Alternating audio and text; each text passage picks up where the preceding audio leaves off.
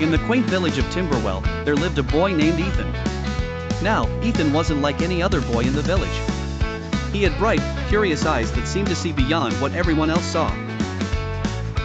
Though kind and friendly, he stood apart because he carried a secret deep within his heart, one that no village folk knew.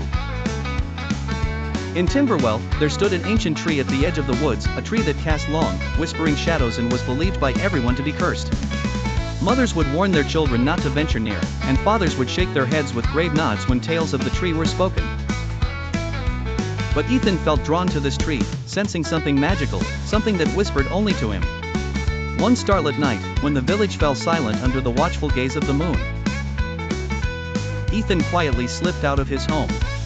The chilly night air nipped at his cheeks as he made his way through the winding path that led to the aged tree.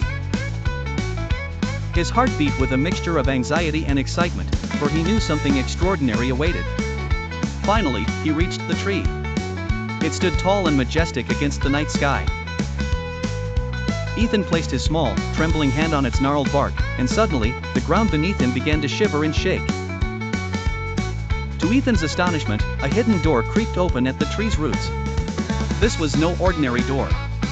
It was shimmering, glowing softly with hues of blue and silver, a gateway beyond their simple world. Ethan gazed at the entrance that promised adventures untold, perhaps lands where time did not pass in familiar ways. Ethan stood in contemplation. He could step through the door, leaving behind the world he knew, or he could keep this wondrous secret forever, only his knowing heart to understand its truth.